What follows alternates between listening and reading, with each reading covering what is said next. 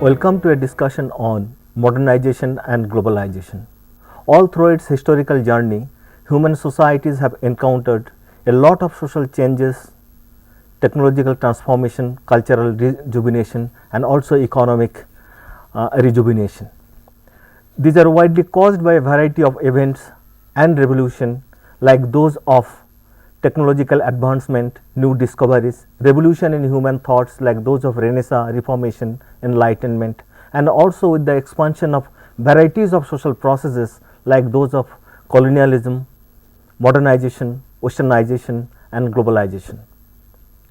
However, none of these social processes are discrete, rather they are interlinked. At times, many of these social processes coexist together, though in a modified form. Notwithstanding all those varieties of coexistence, the impact of globalization and modernization in the contemporary world has been those of galloping, as these are multi-layered, multidimensional, and multifaceted. Though India is a vast country, it is having the impact of modernization, globalization, and westernization in diverse facets in diverse areas. To discuss the interlinkages among modernization and globalization, and what are the intertwinings of these processes with those of other social developmental sector in the country, we are having among us today Professor T. K. Oman. Professor T. K. Oman, a doyen of Indian sociology. He was the president of International Sociological Society, president of Indian Sociological Society, also a Padma Bhushan awardee. I, on behalf of the sociology faculty of Indira Gandhi National Open University, and on my personal behalf, welcome Professor T. K. Oman to the studio today. Welcome, sir. I will start with a very small kind of question to Professor T. K. Oman. Sir, now that we are talking about in sociology or also in regular discourse about modernization and globalization, will you please explain what are the conceptual reality of these two concepts and these two categories in present day world? Debal, you have posed a rather tricky question, although it would appear to be simple. Modernization ought to be understood as a temporal and globalization as a spatial social process. Let me amplify. All societies were non-modern or traditional at some point in time. Some of them underwent the process of modernization earlier as compared with others. For example, European and Western societies were modernized earlier than Asian or Eastern societies. Therefore, many analysts think that modernization began in the West and spread to the rest of the world. But this is a wrong way of looking at things, because as I said, if we take a temporal view of modernization, it becomes clear that all societies are likely to move from their traditional or non-modern past to the modern present. Now, however, there are historical reasons why the West experienced modernity first. The most important of this was industrialization, and in turn this meant industrial revolution occurred there first. That is why modernization is often defined as the progressive displacement of animate energy with inanimate energy. That is, technology is a crucial dimension of modernization. Some people even argue that globalization is nothing but late modernity, but I do not think this is a correct perspective, because as I hinted in the beginning, globalization is a spatial process, and communication, particularly satellite communication, is the most crucial aspect. Here communication is instant and quick. To put it conceptually, modernization is something which happens sequentially in all societies, but in the case of globalization, it is simultaneous. That which is happening in one part of the world can spread simultaneously to the rest of the world. But your question the above is about modernization and globalization as social processes. For this, we need to understand their different dimensions. Modernization implies two vital social processes: one, structural differentiation, and two, the onward march of rationality. Generally speaking, in non-modern or traditional societies, structural differentiation was absent. For example, the priest could also be the medical man, whereas in modern society somebody looks after the spiritual needs of the community, whereas somebody else or set of other persons look after what may be called the material and other welfare of the people. Similarly, the landlord in a traditional society, that is a rich man, could also be a politically powerful person. But in a modern society, you find the rich are not necessarily politically powerful, and the politically powerful may often be poor, which is to say there is a differentiation and division of labor between the various categories. This is what we usually refer to as structural differentiation in sociology. The second aspect of modernization I refer to is the onward march of rationality. In non-modern societies, people rarely questioned irrational beliefs and practices, and they readily followed what is called custom. It is said custom was the king. But in a modern society, there is a tendency to interrogate existing past irrational practices, and therefore you will find that rationality becomes an important element of modern society. What I want to suggest is that the two things, structural differentiation and rationality, in combination would produce modernization. And it is very important to underline here, in India, in pre-modern India, there was an elaborate division of labor because of the caste system. A wide variety of occupations existed, but people did not question the ideology behind that structural differentiation or division of labor based on caste. And therefore, although we had structural differentiation, India did not become a modern society, but only when people started questioning that. That means when rationality was institutionalized and internalized, we really try to move towards modernity. That is, to conclude or to put succinctly, unless we have these two elements of social processes of structural differentiation and rationalization coexist, it will be extremely difficult to think in terms of the modernization process. Okay.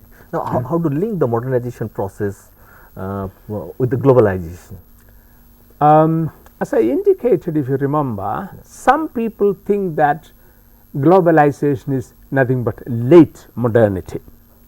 But if you look at sociology as a discipline as we know it today, it emerged in the West, and it was the West in which sociology emerged was an industrializing and modernizing West.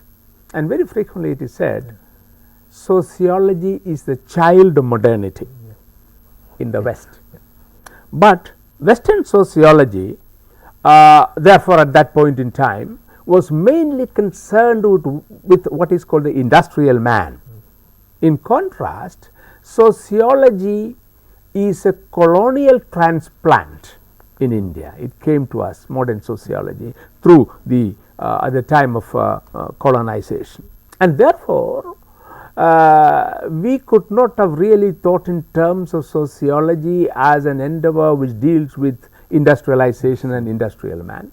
Of course, India was predominantly agrarian, and therefore Indian sociology by and large to begin with looked at agrarian India.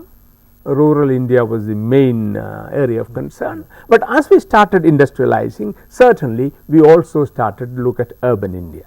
So you will find in a sense Indian sociology is more holistic, I would say, as compared with the Western sociology, which confined its attention only to the urban industrial scene. We dealt with both the urban and rural scenes. Given the fact that rural India was constituted mainly by villages, and within that family, caste and religion were the core institutions, the life was very much conditioned by these institutions. Sociologists or Indian sociology focused on these institutions. But as I said, as industrialization and urbanization became important and visible, urban India too came to be under the lens of sociology. However, some of the very important dimensions were left out by Indian sociologists. Let me mention a couple of them.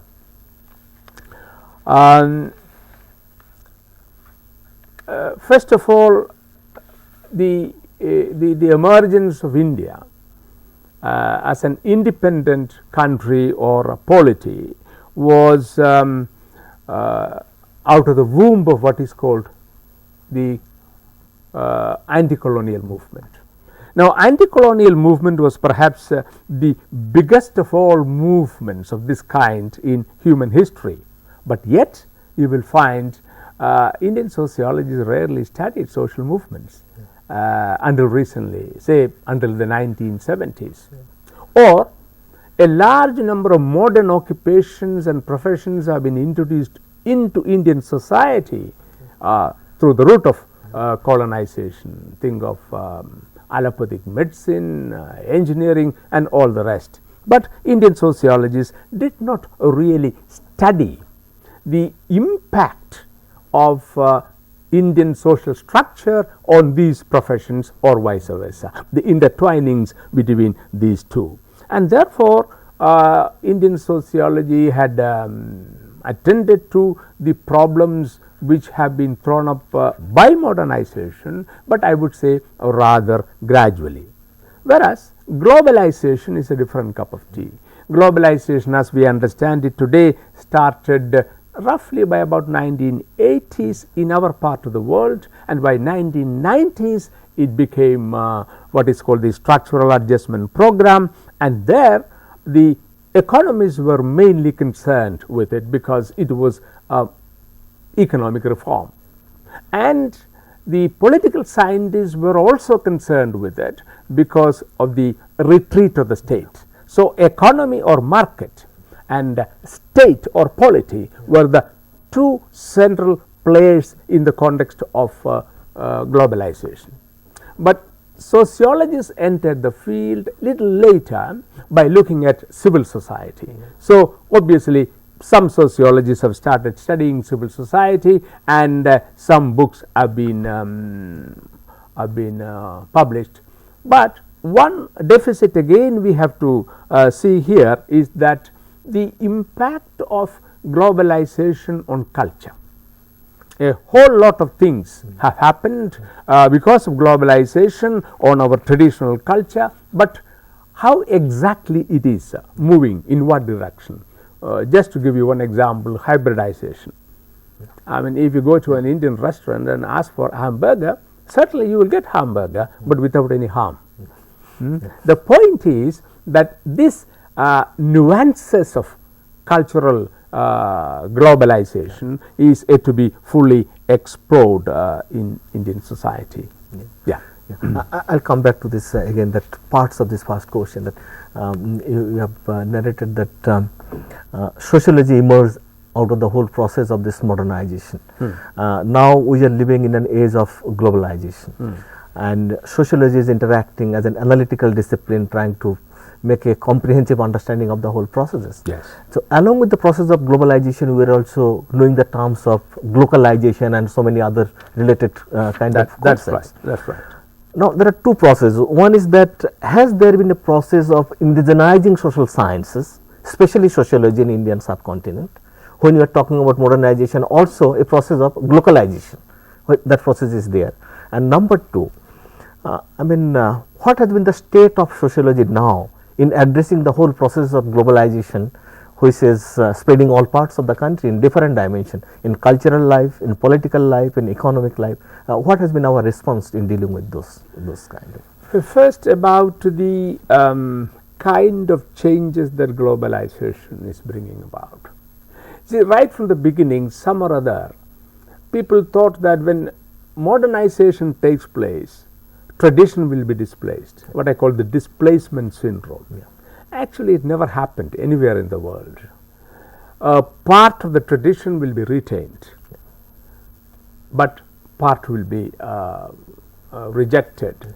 Similarly, it is not that we take on the entirety of modernity. Some aspects of modernization will be taken, some other aspects will be rejected. So, it is a kind of mutation that is taking place.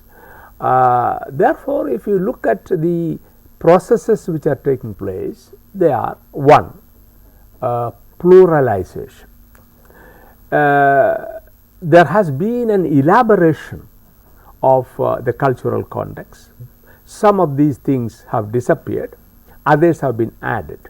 So, instead of what the Western people normally thought a displacement process, what is happening in India is an accretion process.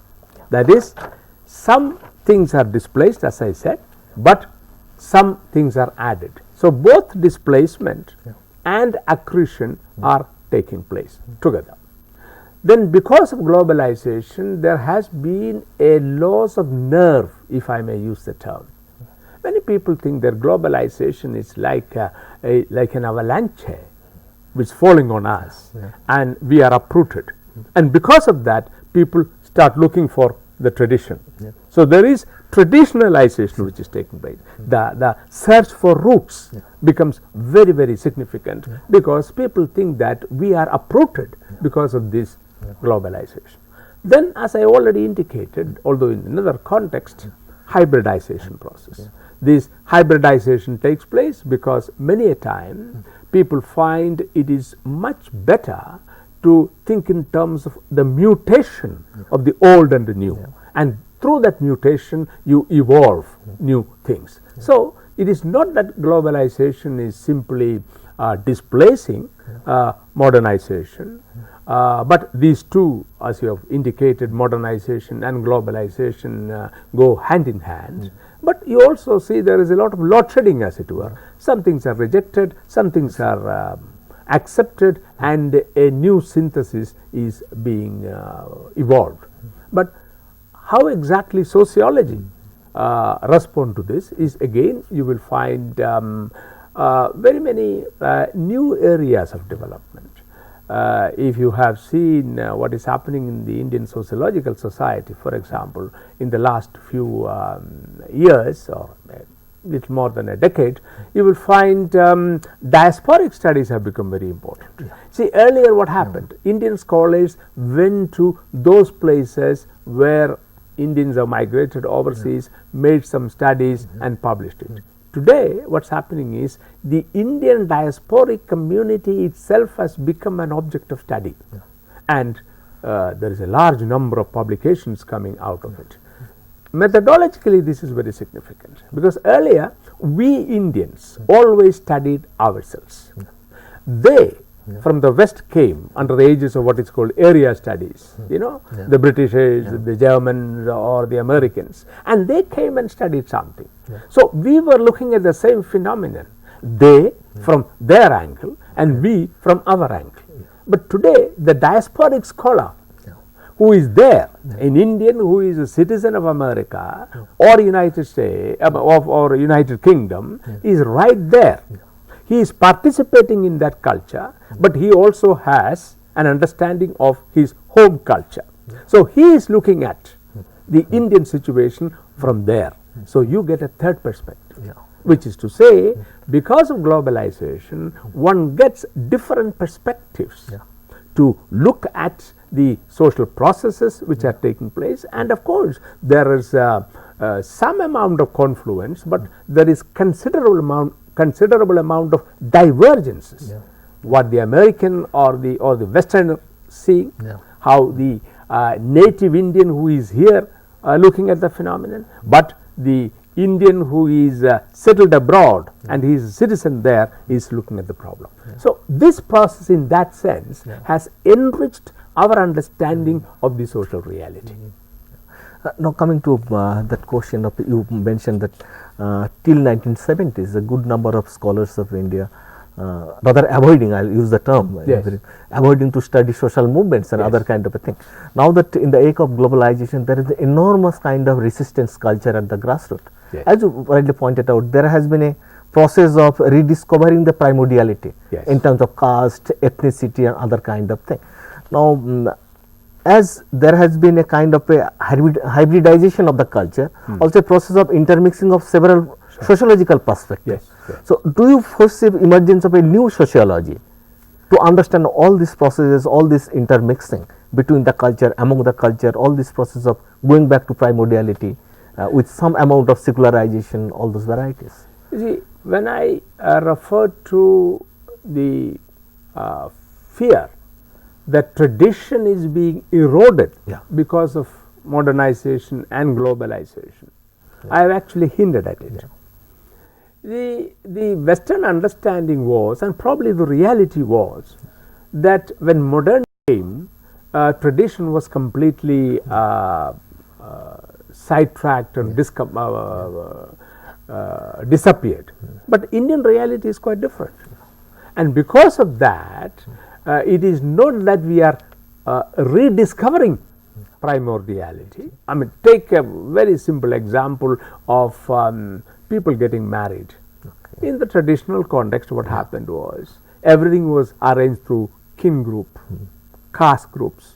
But today, you have had this very interesting phenomenon of supervised dating, or getting your spouse or mate through advertisements in the newspapers.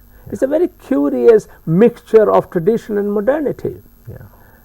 It is not that dating as we understand in the West is really present here, but we have invented it in such a manner that tradition and modernity are coalescing, combining into one, and therefore a new pattern of behavior is emerging out of it. To that extent, sociologists ought to be alert and alive to these processes and studying them. Thank you. Just very briefly, I want a very sharp kind of your response to this. As you pointed out, a kind of a shift in the societal scenario, a kind of also emergence of a new perspective from the sociological literature. So, in this backdrop, is it necessary and feasible to develop something called Indian perspective to understand society? You see, I have very frequently talked about and even written about what I call contextualization of Indian sociology. I do not think that there is or there can be a universal sociology. No. I also don't think that there can be what is called a purely nationalistic sociology, because nation states as we understand them today are very artificial entities.